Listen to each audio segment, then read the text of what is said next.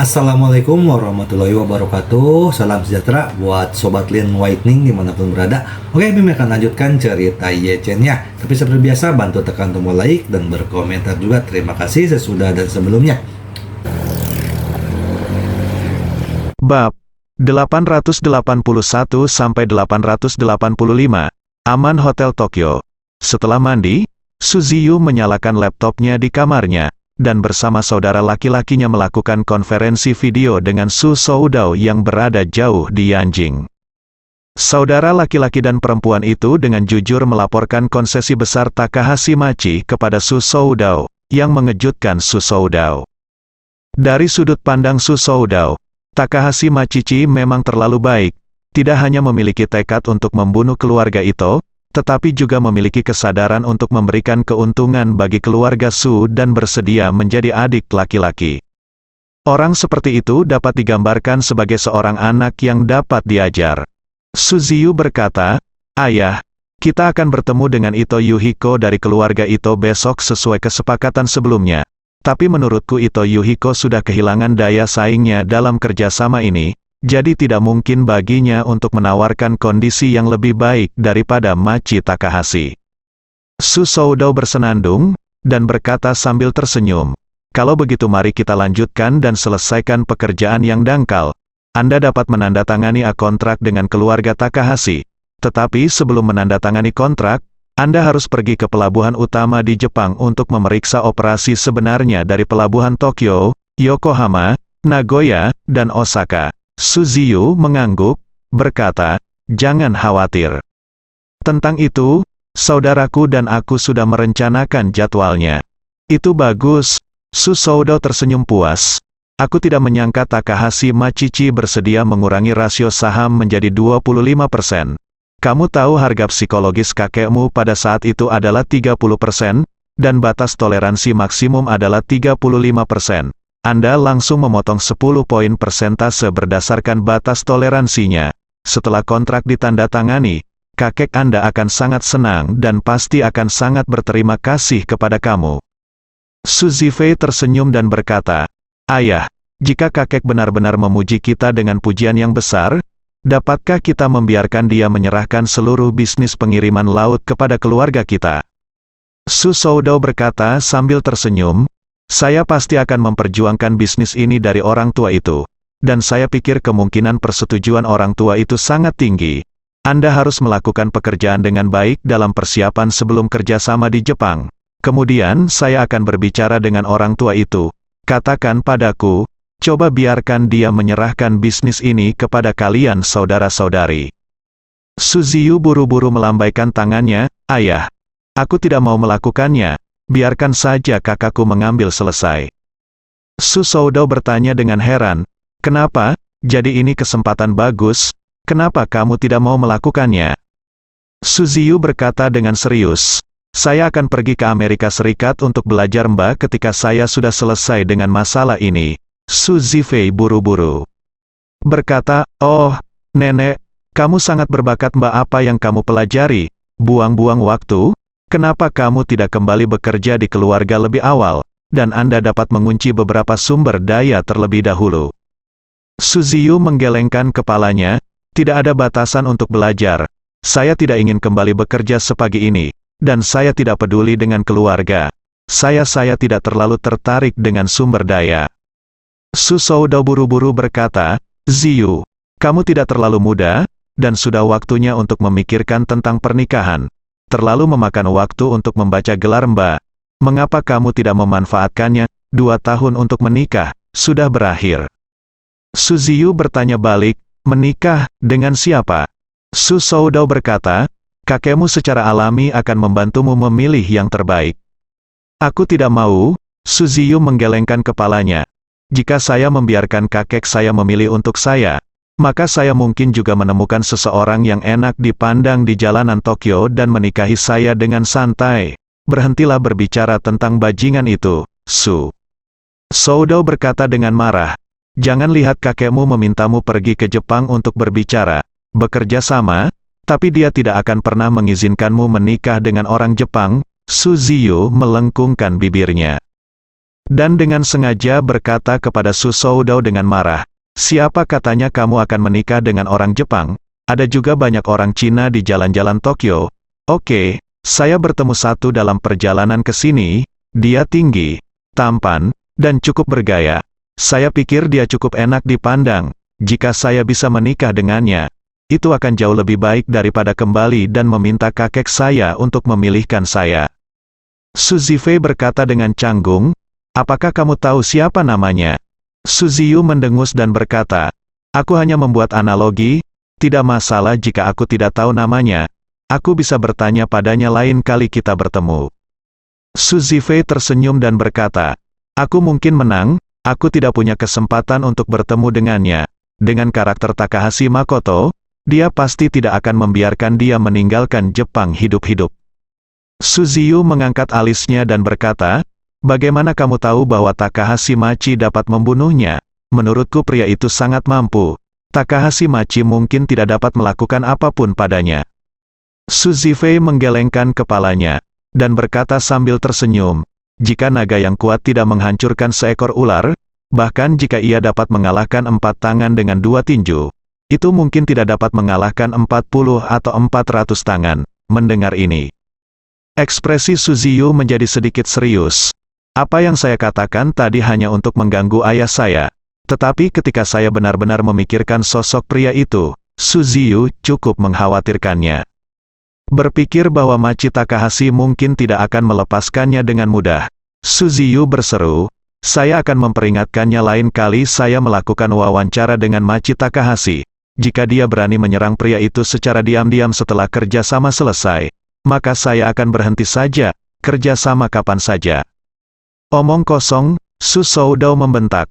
"Sebagai perwakilan keluarga Su, Anda harus mengutamakan kepentingan keluarga Su. Bagaimana Anda bisa membiarkan pria asing memengaruhi kepentingan keluarga Su? Selama kita apa hubungan hidup dan mati pria aneh ini dengan kita jika kita bisa mendapatkan konsesi terbesar dari Takahashi Makoto?" Su Ziyu juga sedikit marah, dan berdebat dengan alasan, pria itu melakukan itu untuk menyelamatkan seorang gadis kecil dari rekan senegaranya. "Saya menyinggung keluarga Takahashi. Bagaimana saya bisa membiarkan keluarga Takahashi membunuhnya?" Su Soudao berkata dengan nada menghina, "Lalu ketika keluarga Takahashi membunuhnya, bukankah Anda mengabaikannya saja?" Su Ziyu berkata dengan marah, "Ayah, bagaimana kamu bisa melakukan ini? Apakah kamu masih memiliki prinsip dan moral?" "Prinsip dan moral," Su Soudao berkata dengan dingin, "prinsip dan moral saya adalah untuk kepentingan keluarga Su. Untuk manfaat keluarga Su.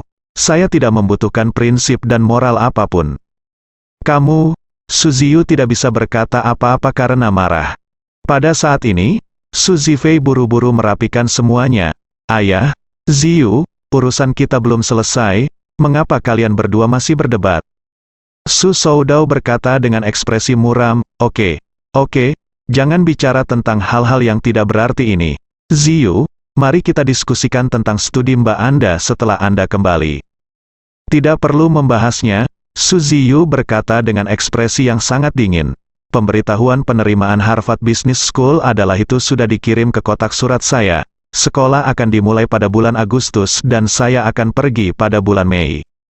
"Kamu anak," Su Soudao hendak mengatakan sesuatu ketika Su Zifei menerima telepon di ponselnya. Penelepon itu adalah seorang asisten yang datang ke Tokyo bersama mereka. Berkata, "Tuan, patriark keluarga Matsumoto di Tokyo, Yoshito Matsumoto memohon untuk bertemu dengan Anda dan wanita tertua di meja depan hotel." "Keluarga Matsumoto?" Su Zifei mengerutkan kening. "Apakah keluarga Matsumoto yang menempati urutan ketiga dalam kekuatan Tokyo?" "Benar," Su Zifei melihat antarmuka konferensi video di komputer dan bertanya, "Ayah, Ziyu, Tuan Matsumoto Yoshito dari keluarga Matsumoto ingin bertemu denganmu. Apakah kamu ingin bertemu?" Su Soudao berkata dengan jijik, "Sejauh yang saya tahu, kekuatan keluarga Matsumoto jauh lebih buruk daripada keluarga Takahashi dan keluarga Ito. Kita hanya perlu memilih antara keluarga Takahashi dan keluarga Ito. Tidak perlu menghabiskan energi untuk sampah semacam ini." Su Zifei berkata kepada asisten di telepon, "Tolak Yoshito Matsumoto itu, katakan saja saya sudah istirahat dan tidak melihat pengunjung. Su Ziyu berkata saat ini, saudaraku, mengapa kamu tidak bertemu dengannya? Yoshito Matsumoto ini masih memiliki beberapa keterampilan. Sangat tidak mudah untuk menyatukan keluarga Matsumoto sendirian. Orang-orang yang tersenyum, patriark sebuah keluarga pergi ke hotel untuk meminta wawancara langsung. Ini sudah membuat sosoknya sangat rendah. Jika kita bahkan tidak bertemu satu sama lain, itu akan kurang lebih tidak masuk akal. Su Soudou berkata saat ini, Ziyu, kamu suka memikirkan lebih banyak hal. Itu bagus. Tapi kamu tidak bisa terlalu memikirkan segalanya.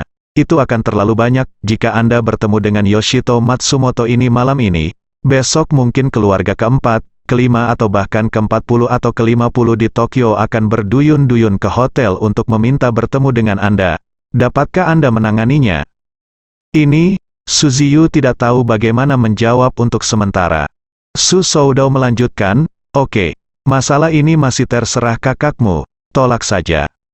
Su Ziyu tidak punya pilihan selain mengangguk, oke.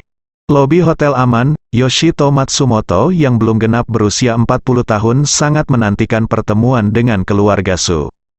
Dia secara pribadi datang ke hotel untuk melihat keluarga Su kali ini, berharap mencari kesempatan untuk melakukan wawancara dengan keluarga Su dengan sikap yang rendah hati. Meskipun kekuatan keluarga Matsumoto tidak sebaik Takahashi dan Ito, Yoshito Matsumoto merasa kemampuannya tidak lebih lemah dari orang lain, dan dia masih muda dan berani. Jadi dia pasti pasangan yang paling ideal untuk keluarga Su.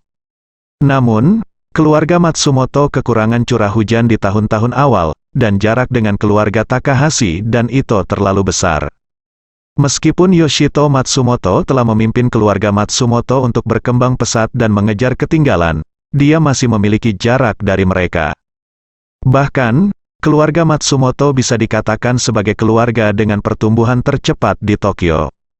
10 tahun yang lalu masih belum diketahui, tapi hari ini, 10 tahun kemudian, ini adalah yang kedua setelah Takahashi dan Ito. Kecepatan ini sudah menjadi keajaiban di mata dunia luar.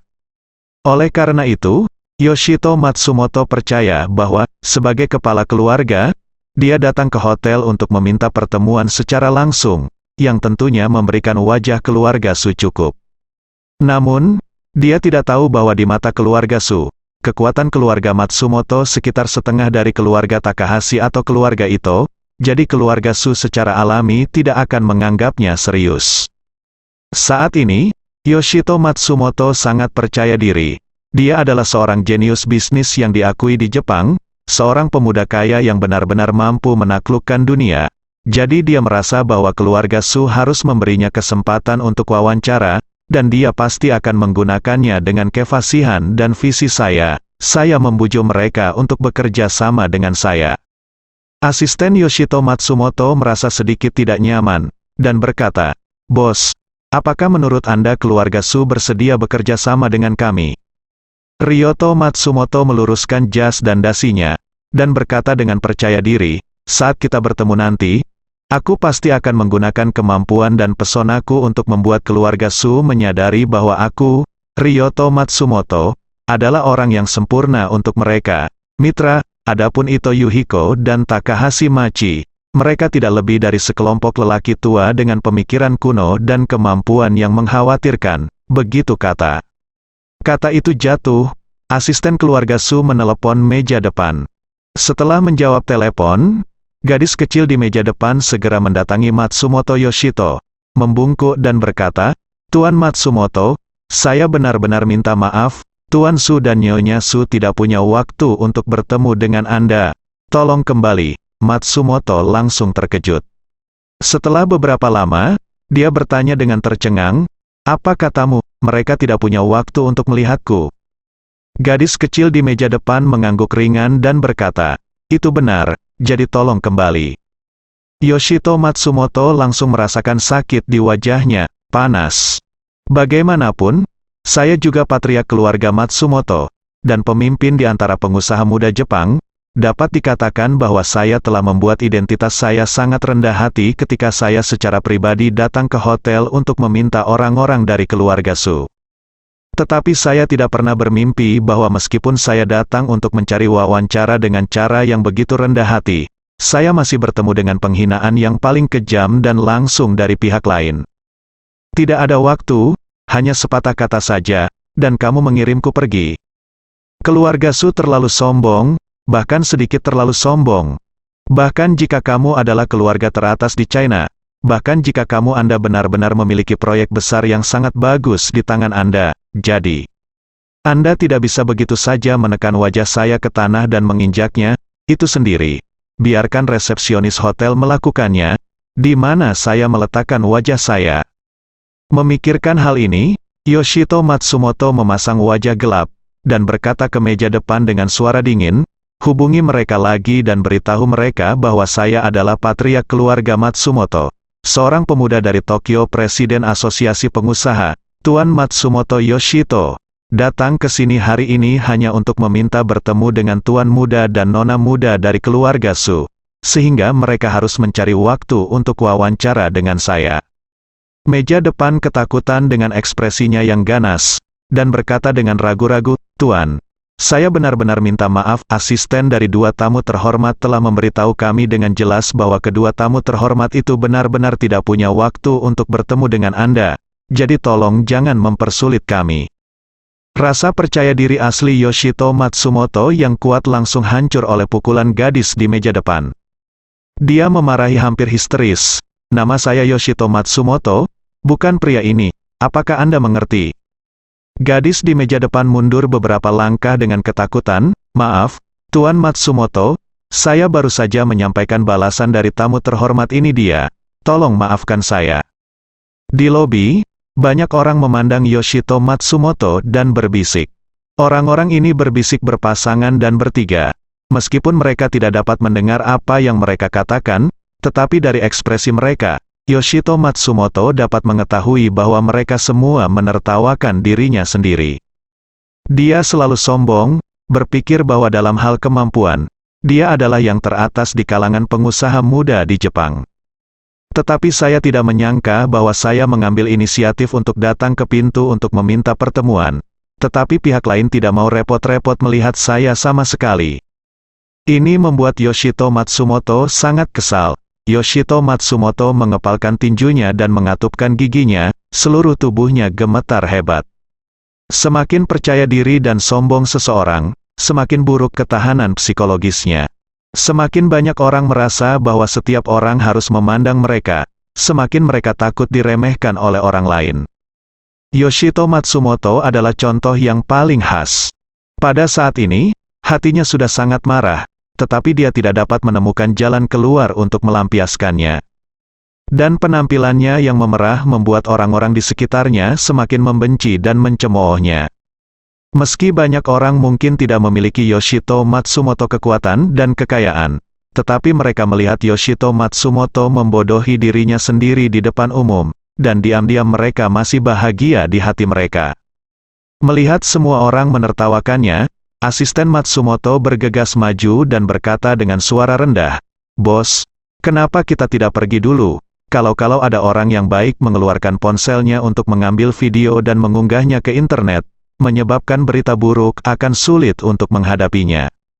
Yoshito Matsumoto mengertakkan gigi dan sedikit mengangguk. Saat dia berbalik dan pergi, dia merasa seluruh dunia menertawakannya di belakang punggungnya. Menggigit peluru dan kembali ke mobilnya, begitu Matsumoto duduk, dia langsung mendesak pengemudi untuk mengemudi. Dia takut jika dia berjalan lambat, dia akan ditertawakan, dan dia takut sarkasme dan ejekan dari orang-orang itu akan jatuh ke telinganya sendiri. Asisten tidak dapat membantu membujuknya, "Bos, keluarga Su pasti merasa bahwa kekuatan kita secara keseluruhan masih jauh lebih buruk daripada Takahashi dan Ito. Jadi mereka dianggap sebagai kandidat untuk bekerja sama dan tidak ingin membuang waktu bersama kita, tapi ini pasti mereka yang kalah." Yoshito Matsumoto terdiam beberapa saat, dengan mata merah, dia berkata dengan gigi terkatup, "Kamu ingin memilih antara Takahashi dan Ito, kan? Sangat bagus, karena mereka tidak mau menghadapi Anda. Jangan salahkan saya karena kejam. Kali ini, Ini adalah kesempatan besar bagi saya untuk melampaui Takahashi dan Ito dalam satu gerakan. Asisten itu bertanya dengan takjub, "Bos, kamu, apa yang kamu lakukan maksudmu? Kenapa aku tidak bisa mengerti?" Yoshito Matsumoto berkata dengan suara dingin dengan ekspresi yang sangat sinis, "Kamu tidak perlu mengerti. Lakukan saja apa yang aku perintahkan."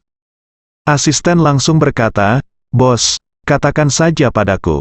Yoshito Matsumoto berkata dengan dingin, "Hal pertama adalah, saya akan menulis cek sebesar 20 juta dolar AS. Anda bawa ke kepala keluarga Iga dan katakan padanya bahwa itu adil deposit. Jika dia tertarik, datanglah ke rumah saya dan bicaralah dengan saya. Jika dia tidak tertarik, jika Anda tertarik, uang ini akan menjadi hadiah saya untuknya." Lini produksi Kobayashi Pharmaceutical di Nagoya akan segera dapat memproduksi Jiuxuan Weisan yang berkualitas. Ini terutama karena Kobayashi Pharmaceutical sendiri adalah perusahaan farmasi terkemuka di Asia, dan lini produksinya sangat maju, bahkan lebih maju dari Jiuxuan Pharmaceutical. Oleh karena itu, selama formula dan bahan obatnya ada, hampir tidak ada kesulitan untuk mengalihkan lini produksinya ke produksi Jiuxuan Weisan. Setelah lini produksi beroperasi normal, Ye Chen meninggalkan Nagoya dan menuju Osaka bersama sekelompok orang yang menyertainya. Karena masih ada Kyoto antara Nagoya dan Osaka, maka menurut rencana awal Ye Chen, setelah insiden di Nagoya selesai, ia berencana pergi ke Kyoto untuk menemui Nanako Ito. Namun, sekarang ada 3 ninja yang mengikuti, dan dia tidak ingin membawa ketiga orang ini ke Kyoto. Jadi, dia berencana untuk menyingkirkan ketiga orang ini di Osaka, dan setelah semua masalah diatasi, dia pergi menemui Ito Nanako. Setelah membuat keputusan ini, dia merasa agak menyesal. "Saya pikir saya bisa melihat Nanako Ito lebih awal, tetapi saya tidak menyangka akan menunggu sampai akhir perjalanan saya ke Jepang kali ini." Ye Chen lebih mengkhawatirkan tubuhnya, tidak tahu bagaimana lukanya sekarang. Ketika Ye Chen meninggalkan Nagoya, dia menemukan bahwa ketiga ninja Tenglin Zhengze tampaknya lebih rendah hati dari sebelumnya. Mereka menggandakan jarak mereka mengikuti Ye Chen, dan mereka tidak berani mendekatinya sama sekali. Tampaknya di satu sisi, mereka mewaspadai keberadaan Tenglin Qingtian, dan di sisi lain, karena mereka tidak tahu yang diam-diam menargetkan mereka, jadi lebih berhati-hati. Konvoi melaju ke jalan raya dan melewati Kyoto. Tidak ada yang tahu bahwa saat ini, kota kuno Kyoto yang tampak damai dan sederhana sebenarnya sedang surut. Takahashi Machi merasa bahwa Ito Yuhiko diam-diam mengincarnya, jadi dia meminta Tenglin Zhengze untuk memindahkan sekelompok ninja dari keluarga tersebut, yang diam-diam mengintai di Kyoto, dan memantau dengan cermat rumah keluarga Ito di Kyoto. Begitu Takahashi Machichi memberi perintah, mereka bisa menculik Nanako Ito dalam waktu sesingkat mungkin, atau membunuh Nanako Ito secara langsung. Dan Yuhiko Ito masih belum mengetahui hal-hal tersebut saat ini. Saat ini dia sedang bertemu dengan Su Zifei dan Su Ziyu bersaudara di Tokyo. Namun, proses pertemuan itu tidak menyenangkan. Meskipun Ito Yuhiko sangat antusias, dia juga dapat melihat bahwa saudara dan saudari Su Zifei dan Su Ziyu tampaknya berada di sini untuk formalitas. Meski kakak beradik itu sangat sopan, serius, dan ngobrol lengkap, Ito Yuhiko selalu merasa jauh di lubuk hati mereka berdua tidak terlalu peduli dengan kerjasama ini. Pada pertemuan itu, dia mengusulkan untuk mendapatkan 35% bagian dalam kerjasama. Dia awalnya berpikir bahwa dia akan memberikan ruang 5% untuk tawar-menawar pihak lain, dan membiarkan pihak lain menekan hingga 30% untuk mencapai konsensus. Namun, saya tidak menyangka Su Zifei akan langsung melontarkan kalimat, "Tuan Ito, dari pendapat keluarga Su kami, jika lebih tinggi dari 20%, kami tidak memiliki cara untuk mempertimbangkannya." Ito Yuhiko tiba-tiba tertegun, berseru dalam hatinya, 20%, ini terlalu gelap. Su Zifei punya pertimbangan sendiri. Di mata keluarga Su, Machi Takahashi memiliki 2 keunggulan dibandingkan Yuhiko Ito. Pertama, dia ingin membunuh keluarga Ito. Kedua, dia rela menurunkan rasio pembagian menjadi 25%. Dia merasa Ito Yuhiko harus menjadi setidaknya sama dengan Takahashi Machi di salah satu dari dua poin ini, dan yang lainnya lebih baik dari Takahashi Machi. Yang pertama adalah membunuh keluarga Ito, yang sudah merupakan permintaan ekstrim. Entah itu meminta keluarga Takahashi untuk membunuh keluarga Ito, atau meminta keluarga Ito untuk membunuh keluarga Takahashi. Asalkan mereka dibunuh, itu dianggap yang pamungkas.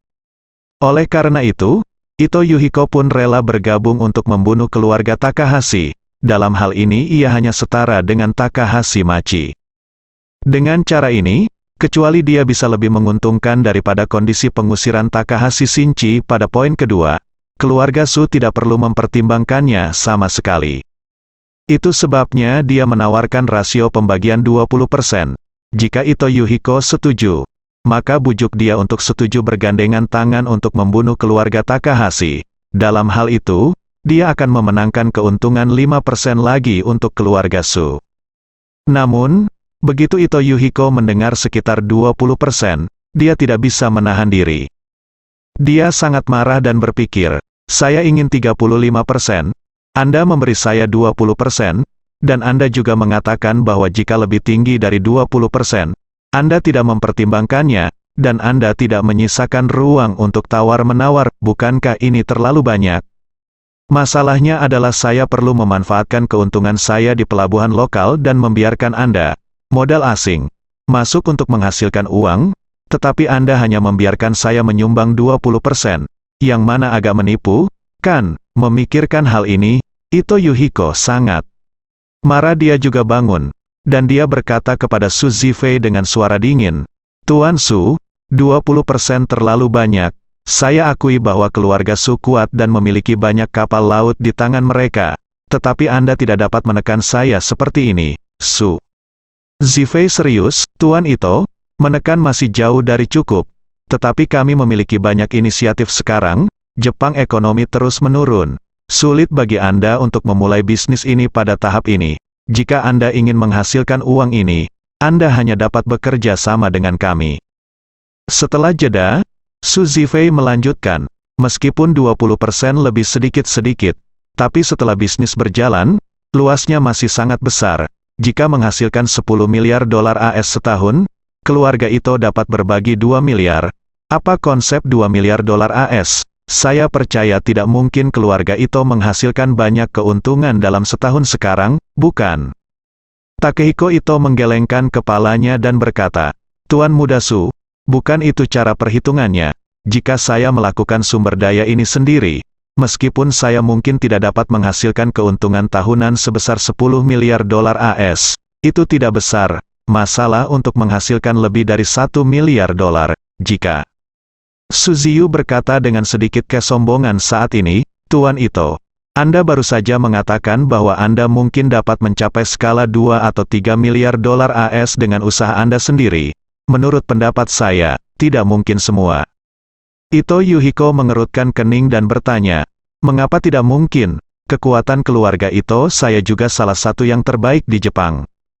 Suziyu tersenyum, dan berkata dengan sedikit paksaan, sejujurnya, jika keluarga Su tidak akan melakukan bisnis ini, Anda mungkin benar-benar memiliki kesempatan ini.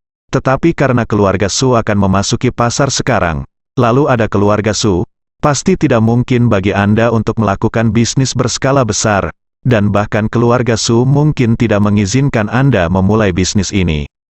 Harga diri Ito Yuhiko tiba-tiba terpukul keras. Dia tidak menyangka Suziyu yang jarang berbicara akan berbicara begitu langsung. Bahkan bisa dikatakan dia tidak memberikan wajah apapun kepada Ito Yuhiko sama sekali, semuanya mengoperasikannya sendiri. Saat itu, Anda akan melihat dengan mata kepala sendiri bagaimana saya mengelola bisnis ini. Suziyu tersenyum tipis, Tuan Ito, kalau begitu semoga Anda beruntung. Negosiasi antara Su Zifei, Suziyu dan Ito Yuhiko berakhir tidak menyenangkan. Ketika saudara dan saudari meninggalkan Itoko Ltd., Ito Yuhiko memarahi ibunya dengan marah untuk waktu yang lama. Dalam perjalanan kembali ke hotel, Su Zifei bertanya kepada Suziyu, Ziyu, aku baru saja akan membodohi Takehiko Ito untuk melihat apakah dia bisa menyetujui rasio 20%. mengapa kamu tiba-tiba berbalik melawannya?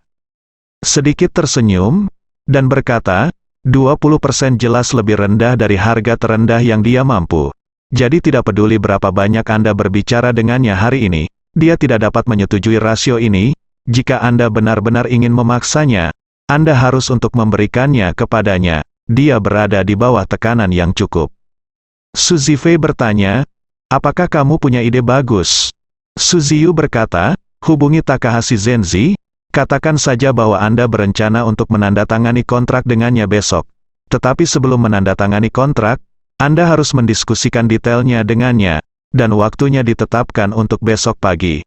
Suzy Fei bertanya, bagaimana? Kabarmu katakan, itu saja, mari kita tanda tangani kontrak dengan mereka. Tidak, Suzy Yu berkata dengan acuh tak acuh. Saya berencana untuk menandatangani kontrak, dan detailnya perlu dikonfirmasi. Pada saat itu, kita dapat menemukan alasan dan membicarakannya. Masih ada beberapa detail yang perlu didiskusikan lagi. Jadi saya bisa mencantumkan tanggal penandatanganan apakah sudah pindah.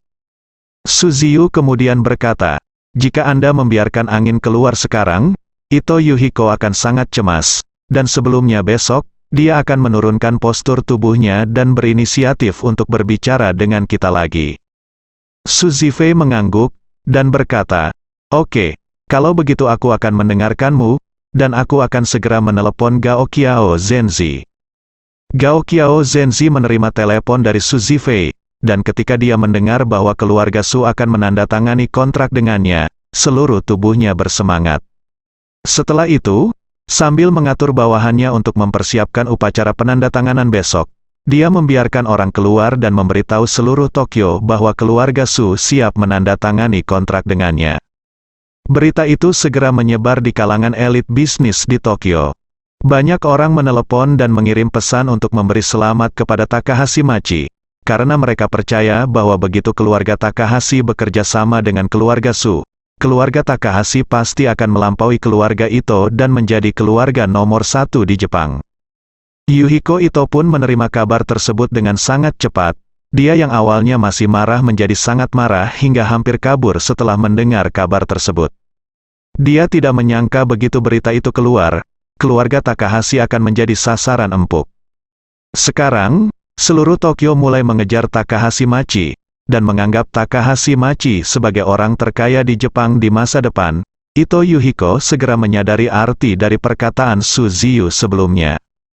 Jika keluarga Su bersatu dengan keluarga Takahashi, mustahil baginya untuk memiliki masa depan yang cerah. Jika demikian, meski keluarga Ito nampaknya tidak terluka, mereka justru mengalami kerugian besar. Di masa lalu, dia bisa berbagi sama rata dengan keluarga Takahashi, tapi jika dia kehilangan kerjasama ini, keluarga Takahashi akan segera meninggalkannya.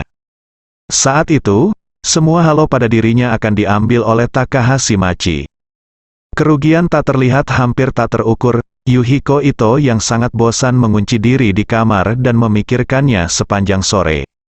Pada akhirnya, setelah gelap, dia dengan enggan membuat keputusan dan menelepon keluarga Su untuk mencoba berbicara lagi.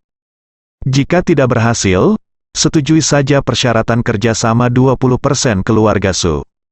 Saat ini, Suzy Yu dan Suzy Fei baru saja selesai makan di restoran berputar di lantai atas hotel. Setelah mereka kembali ke kamar masing-masing, Suzy Yu akan mandi dulu. Pada saat ini, bel pintu berbunyi, dan dia melihat di layar LCD bahwa kakaknya yang mengetuk pintu, jadi dia membuka pintu. Suzy Fei berdiri di depan pintu, memegang ponselnya, dan berkata dengan senyum di wajahnya, "Ziyu, kamu luar biasa, Yuhiko Ito baru saja meneleponku." Suzy Yu bersandar di kusen pintu dan bertanya sambil tersenyum, "Bagaimana katanya?" Suzy Fei berkata dengan bersemangat, "Maksudnya, dia bersedia mempertimbangkan proposal dan persyaratan kami, tetapi dia masih berharap untuk mengadakan pertemuan tatap muka. Bagaimana menurutmu?" Suzy Yu berkata, "Saya pikir tidak apa-apa, berikan dia menelepon. Kembali, minta dia untuk datang ke hotel besok pagi untuk berbicara dengan kami. Jika pembicaraannya bagus, kami akan bekerja sama dengannya, dan Machi Takahashi akan berhenti berbicara. Jika pembicaraannya tidak baik, kami akan langsung pergi kepada Makichi Takahashi tanda tangani kontrak. Oke, Suzifei berkata dengan penuh semangat, aku akan segera meneleponnya, tepat ketika Suzifei selesai berbicara. Saat ini, dari langit-langit koridor hotel, 4 orang sekujur tubuhnya tiba-tiba meluncur turun dari langit-langit koridor hotel ninja berbaju hitam. Suziyu dan Suzifei ditundukkan satu sama lain sebelum mereka sempat bereaksi. Suziyu berteriak ngeri. Siapa kamu? Salah satu ninja bertopeng berkata dengan dingin. Nona Su, saya adalah bawahan Tuan Ito. Saya ada hubungannya dengan Anda. Mohon kasihan saya. Apa? Baik, Suziyu dan Suzifei tercengang. Suziyu merasa ngeri dan berpikir dalam hati. Yito Yuhiko baru saja menelepon, mengatakan bahwa dia ingin bernegosiasi ulang dengan saudaranya. Mengapa ninja membunuhnya dalam sekejap mata? Benarkah? Suziyu buru-buru berkata, teman-teman, apakah ada kesalahpahaman di sini? Kami baru saja akan membuat janji baru dengan Tuan Ito. Apa yang kamu lakukan? Pria itu menyeringai dengan muram. Nona Su, Anda harus bertanya. Tanyakan jika Anda tidak boleh bertanya. Ikut saja dengan kami dengan jujur. Kami tidak akan membunuh Anda. Tetapi jika Anda ingin melawan, atau menggunakan beberapa trik, maka saya minta maaf, saya akan membiarkan kalian berdua dia mati di Jepang. Merasakan bahwa ada sesuatu yang salah, Suziyu berseru, teman-teman, jika ini tentang uang, Anda dapat meminta sebanyak yang Anda inginkan. Tidak peduli siapa yang Anda perintahkan, saya dapat memberi Anda berdua uang, 2 kali lipat, atau bahkan 3 kali lipat atau 4 kali lipat harganya. Pria itu mencibir dan berkata, maaf, kami ninja selalu memperhatikan kredibilitas, jadi tolong biarkan Mesu dan Mersu merasa dirugikan. Setelah selesai berbicara, dia langsung mengedipkan mata pada 2 orang di sekitarnya. Keduanya segera mengeluarkan 2 sapu tangan yang dibuat khusus dari saku mereka. Sejumlah besar ether ditaburkan ke sapu tangan. Sebelum Suziyu dan Suzifei sempat berteriak, seseorang menutup mulutnya dengan sapu tangan. Segera setelah itu, bau ramuan kimia menghantam lubang hidung, membuat keduanya langsung kehilangan kesadaran. Setelah itu, kedua ninja itu menggendong saudara laki-laki dan perempuan itu di pundak mereka, mengikat mereka dengan kuat dengan tali pengikat, dan melemparkan tali menurun langsung dari jendela kamar hotel, membuat mereka meluncur turun dari dinding ke tanah seringan burung layang-layang. Di luar, 2 kendaraan niaga sudah lama menunggu. Setelah ninja berpakaian hitam itu membawa saudara dan saudari keluarga Su yang tidak sadarkan diri ke dalam kendaraan, kedua kendaraan niaga itu segera meninggalkan tempat kejadian. Serangkaian penculikan ini seperti air yang mengalir, tidak ada seorang pun di seluruh hotel yang tahu bahwa saudara dan saudari dari keluarga Su telah diculik. Yang lebih menakutkan adalah lebih dari 10 pengikut keluarga Su semuanya meninggal karena keracunan di kamar masing-masing saat ini. Yang membunuh mereka adalah gas sarin militer yang digunakan oleh para ninja. Gas beracun ini adalah senjata kimia yang digunakan oleh militer. Pada tahun 1995, seseorang menggunakan senjata kimia yang sangat beracun ini untuk membuat insiden teroris di kereta bawah tanah Jepang. Setelah gas beracun sarin masuk ke dalam tubuh manusia melalui saluran pernapasan atau kulit dan selaput lendir, dapat membunuh korban dalam waktu yang sangat singkat, dan dosis yang mematikan bahkan hanya membutuhkan 10 mg. Setelah kedua mobil itu pergi dari hotel dengan cepat, orang di dalam mobil mengeluarkan ponselnya dan menelepon, Tuan Matsumoto, dia telah ditangkap, dan semua pelayan keluarga Su lainnya telah meninggal. Kami adalah di kamar mereka, diam-diam saya telah meninggalkan jejak eksklusif keluarga Tenglin. Di telepon, suara bersemangat Yoshito Matsumoto terdengar, bagus sekali. Sangat bagus, sekarang bawa mereka ke Kyoto untuk menunggu berita saya, dan bunuh mereka ketika kamu membutuhkannya. Mereka menyembunyikan tubuh mereka di rumah keluarga Ito di Kyoto. Setelah cucu dan cucu tertua Su terbunuh, kematian Ito Yuhiko tidak dapat menghapus kecurigaan. Namun, ada jejak eksklusif keluarga Tenglin di tempat kejadian, dan Ito Yuhiko pasti akan berpikir bahwa semua ini disalahkan Takahashi Machichi, dan keluarga Sun pasti akan mengirim seseorang untuk membalaskan dendam ahli waris mereka. Tokyo, ini pertunjukan yang bagus. Hotel dengan cepat menemukan anomali tersebut. Para tamu di lantai bawahlah yang pertama kali menemukan masalahnya. Mereka menemukan bahwa ada 2 tali tambahan di luar jendela di beberapa titik, jadi mereka memberitahu meja depan hotel. Resepsionis hotel langsung menemukan kamar Suziyu sesuai dengan nomor kamar yang menonjol dari tali. Ketika mereka menemukan bahwa kamar Suziyu kosong dan pemandangannya agak berantakan, penanggung jawab hotel tiba-tiba panik. Saudara dan saudari keluarga Su bukan hanya tamu terhormat mereka. Keluarga Su juga merupakan salah satu pemegang saham grup Hotel Aman, jadi mereka tentu saja tidak berani mengabaikan sedikit pun ketika hal seperti ini terjadi. Segera setelah itu, mereka datang ke kamar rombongan keluarga Su, ingin mencari seseorang untuk menanyakan apa yang terjadi. Tak disangka, selain mayat, masih ada mayat di dalam ruangan. Semua pelayan dan asisten keluarga Su meninggal secara tragis di kamar masing-masing.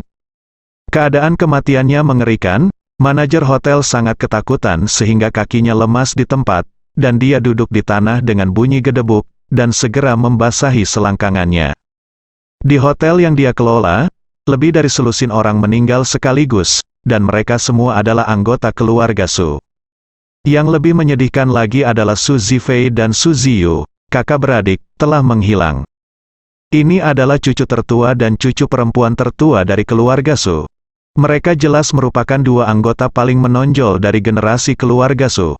Tak disangka, ia diculik di hotel yang dikelolanya. Jika keluarga Su mengejarnya, saya akan disalahkan atas kematian. Dia hampir tidak berani menunda sama sekali. Sementara seseorang memanggil polisi, dia sendiri menelepon bosnya, ketua Aman Hotel Group. Dia benar-benar ingin segera memberitahu keluarga Su. Jangan sampai keluarga Su menyalahkannya karena tidak melaporkan tepat waktu di masa mendatang. Namun dalam kapasitasnya, dia tidak memenuhi syarat untuk menghubungi keluarga Su secara langsung. Jadi dia hanya bisa menelepon bos, dan bos akan menyampaikannya atas namanya.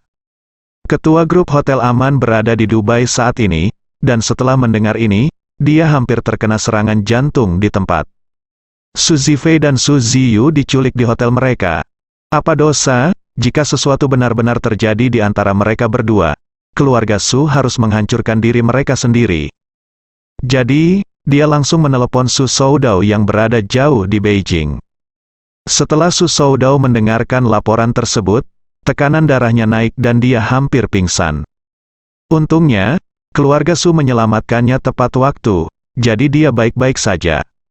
Namun, mendengar bahwa Su Zifei dan Su Ziyu diculik di Jepang, seluruh keluarga Su sangat marah. Tuan Su segera memerintahkan semua pertapa dari keluarga Su untuk terbang ke Tokyo dalam semalam, dan mengeluarkan 2 perintah besi berturut-turut pertama. Untuk menggali Tokyo 3 kaki ke dalam tanah, dan untuk menemukan Su Zifei dan Su Ziyu, dan menyelamatkan mereka hidup. Kedua, cari tahu siapa yang ada di belakang layar, lemparkan semuanya ke keluarga Su, dan bunuh seluruh keluarga. 1 jam kemudian, 2 jet pribadi lepas landas dari Bandara Internasional Yanjing satu demi satu. Hampir 100 pakar top keluarga Su diberangkatkan dan terbang ke Tokyo. Saat ini di Tokyo, arus bawah sudah melonjak di bawah permukaan yang tenang.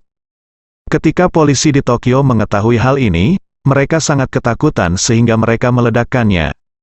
Mereka tahu bahwa pembunuhan lebih dari selusin orang dan penculikan 2 orang semacam ini tidak hanya bersifat sangat buruk, tetapi bahkan lebih mungkin menjadi insiden internasional.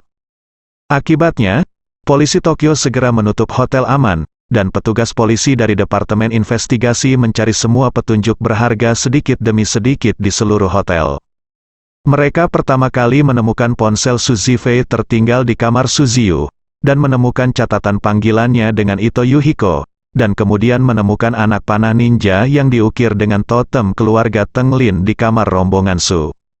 Begitu 2 petunjuk ini keluar, polisi Tokyo semakin kewalahan. Kepala Departemen Kepolisian Metropolitan Tokyo, yang datang ke tempat kejadian untuk mengawasi secara langsung, menjadi pucat karena ketakutan setelah menerima umpan balik tersebut. Dia memandang teknisi di bawah dan bertanya dengan lantang, "Apakah Anda yakin keluarga Ito dan keluarga Takahashi sama-sama tersangka, Kepala?" Polisi yang bertanggung jawab atas penyelidikan di tempat berkata, Direktur. Ada desas-desus bahwa keluarga Ito dan Takahashi mereka mencoba yang terbaik untuk mencapai kerjasama dengan keluarga Su. Tetapi keluarga Ito tampaknya dirugikan, sehingga mereka memiliki motif untuk menyerang keluarga Su, dan anak panah ninja dari keluarga Tenglin ditemukan di tempat kejadian, dan keluarga Tenglin juga merupakan bawahan dari keluarga Takahashi. Jadi ada kemungkinan keluarga Takahashi menyalahkan keluarga Ito dalam masalah ini. Singkatnya, ada kecurigaan di kedua sisi. Ketua Departemen Kepolisian ingin menangis tanpa air mata, dan berkata, hanya saja lebih dari selusin orang meninggal. Ketika berita itu tersebar, itu dapat menimbulkan sensasi global, belum lagi pembunuhnya menggunakan gas sarin, yang dapat dianggap sebagai serangan teroris. Orang yang diculik ternyata adalah cucu tertua dan cucu perempuan tertua dari keluarga pertama di China. Sekarang Anda ceritakan lagi. Dalang pembunuh mungkin salah satu dari dua keluarga terbesar di Jepang, bagaimana dapatkah kasus ini diselesaikan? Pihak lain juga berkata tanpa daya, Direktur, saya tidak ingin membuat kasus ini begitu merepotkan, tetapi sekarang kasus rantai buktinya seperti ini, dan prioritas utama kami sekarang adalah menemukan keduanya, saudara-saudara dari keluarga Su. Jika mereka juga mati, Departemen Kepolisian Metropolitan Tokyo kita pasti akan menjadi bahan tertawaan dunia. Kepala Departemen Kepolisian Metropolitan dengan marah berkata, biarkan semua polisi di Tokyo bergerak, bahkan jika Anda menggali seluruh Tokyo sejauh 3 kaki, Anda harus menemukannya untuk saya. Tiba-tiba pot itu meledak. Yang pertama menerima berita itu adalah keluarga besar di Tokyo. Karena Ito Yuhiko belum mendapat balasan apapun dari Su Zifei, jadi dia mengambil inisiatif untuk memanggilnya, tetapi tidak ada yang menjawab panggilan itu beberapa kali. Jadi dia segera mengirim seseorang untuk mencari tahu situasinya. Ketika dia mendengar berita itu, dia merasa seperti disambar petir. Dia tidak tahu siapa yang begitu berani sehingga dia berani menyerang orang-orang dari keluarga Su. Meskipun dia tahu bahwa sebelum Su Zifei diculik, dia baru saja berbicara dengannya di telepon, tetapi bagaimanapun juga, dia tidak melakukan sesuatu yang luar biasa. Jadi dia memiliki hati nurani yang bersih, dan dia tidak berpikir bahwa masalah ini telah terjadi, apapun yang berhubungan dengan dia. Namun, setelah Takahashi Machi mendengar hal ini, dia langsung terpana. Su Zifei sudah setuju untuk menandatangani kontrak dengannya besok pagi. Tapi tiba-tiba dia diculik bersama saudara perempuannya, bukankah ini hal yang sangat baik untuk dilakukan pada diri sendiri? Saat memikirkan hal ini, tersangka pertama yang dia pikirkan adalah Yuhiko Ito. Ini bukan hanya karena keluarga Ito adalah pesaing terbesarnya, tetapi juga karena kematian Tenglin Qingtian diduga kuat ada hubungannya dengan Ito Yuhiko. Kematian Tenglin Qingtian tidak jelas, yang membuat Machi Takahashi merasa seperti sedang diawasi. Sekarang saudara laki-laki dan perempuan dari keluarga Su diculik lagi. Dia secara alami mengaitkannya dengan Yuhiko Ito. Memikirkan hal ini, dia langsung menjadi gugup. Jika Yuhiko Ito dapat membunuh lebih dari selusin anggota keluarga Su dan menculik saudara laki-laki dan perempuan keluarga Su, mungkin dia akan melakukannya untuk dirinya sendiri. Begitu banyak orang di keluarga Su yang terbunuh, yang membuktikan bahwa organisasi Yuhiko Ito kali ini sangat kuat, dan dia harus memperkuat perlindungan keamanannya. Jadi, dia segera memanggil Tenglin Zhengze, yang mengawasi Ye Chen, dan berkata dengan gugup. Begitu dia membuka mulutnya, Tenglin, kalian bertiga cepat kembali ke Tokyo. Kembali sekarang, kembali. Machi Takahashi berseru, aku tidak peduli lagi padanya. Bajingan Yuhiko Ito itu mungkin orang yang menculik keluarga Su. Aku mempertaruhkan nyawaku, cepat kembali ke lindungi keselamatanku. Bersambung.